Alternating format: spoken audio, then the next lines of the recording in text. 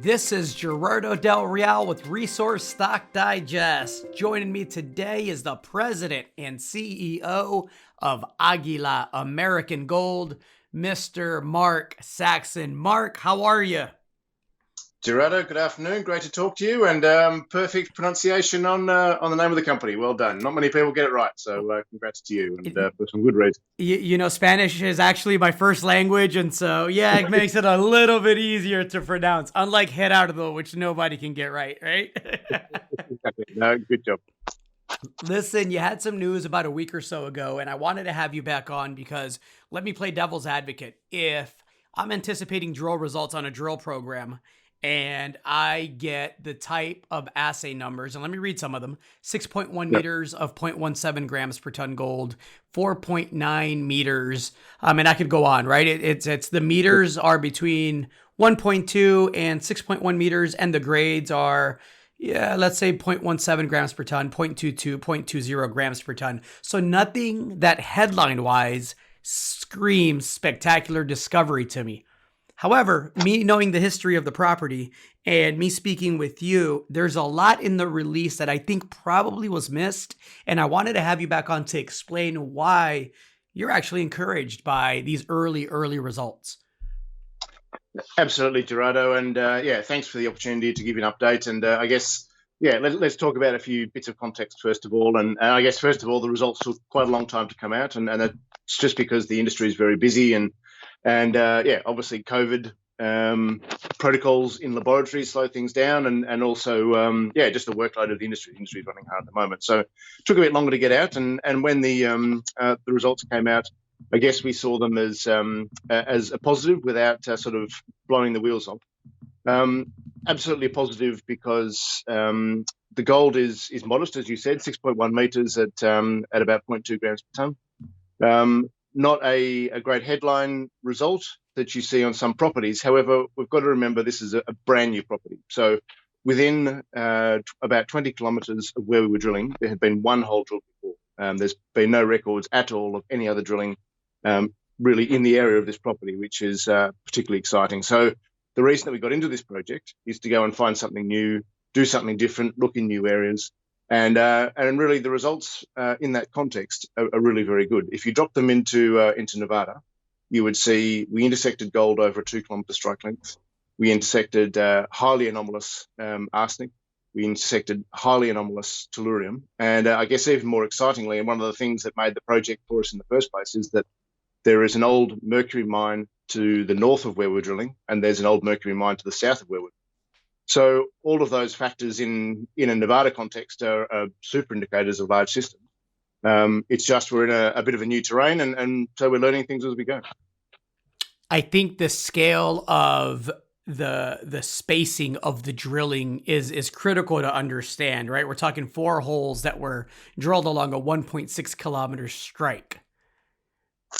Absolutely. So yeah, and I think in fact it was even a little bit more from end to end, including the one hole that had been drilled there in the past. So we've now tested 2 kilometres of the system with yeah, so only 5 drill holes over 2 kilometres, and all very shallow holes, very near surface tests. So yeah, this is just like prospecting, I suppose. It's like taking a rock sample when you don't have great outcrop, and that's all we were doing in this drilling program. So in that context, the results are yeah, are extremely interesting. And I suppose the key thing that we need to come back to on Woosa as well is that, and again I'll use that Nevada analog, that if we were doing this work in Nevada, we would have a prospecting right, a mineral right that went for 200 meters to the north and 300 meters to the south. Here we've got a trend that is 8 kilometers long, all with the one landholder, all under our exploration license. So really, we can go east, west, north, south in any direction we want to, and we are still on the land that we have under tenure with the landholder. So yeah, we've got a massive piece of land and 150,000 hectares in total that we can explore. And yeah, so very early days in a huge project, and I think this has been a good result for something that's never had drilling. Excellent. And the question of the day, every day, what's next?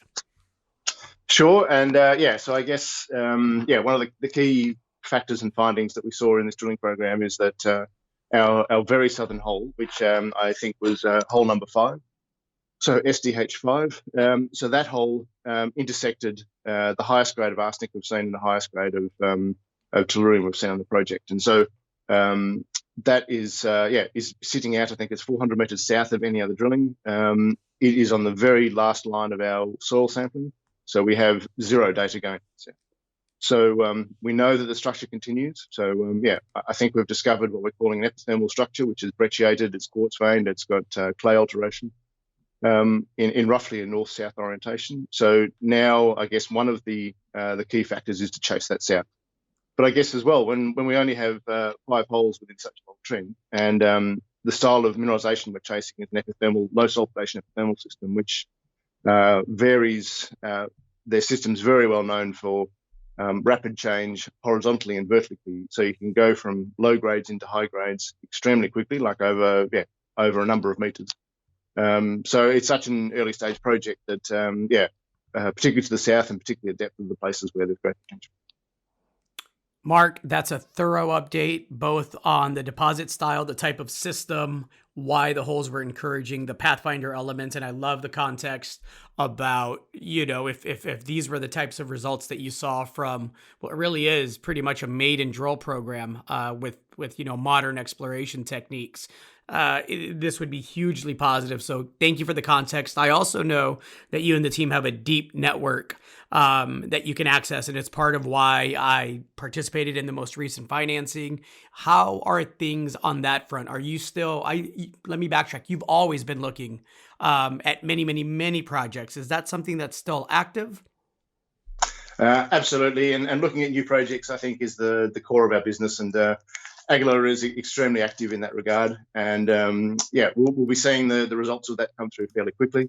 Obviously, gold is great. Copper is excellent.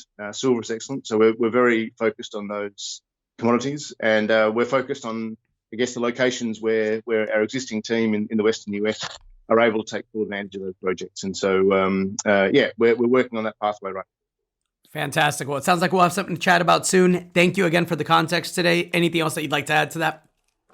No, thank you very much, Gerardo. And I think, I'll be publishing a few images on the Twitter and on the website, sort of making that comparison back to Nevada and the great land holding we have. Because I think that's really the key part of the project is if we find something, we can explore it quickly. We can, move to drilling in a very short amount of time. So, because of our great relationship in Oregon. So, I think there's many positives to take away from this program. And we're very enthusiastic about the coming field set. Excellent. Thanks again, Mark. Thanks, Gerardo. Cheers.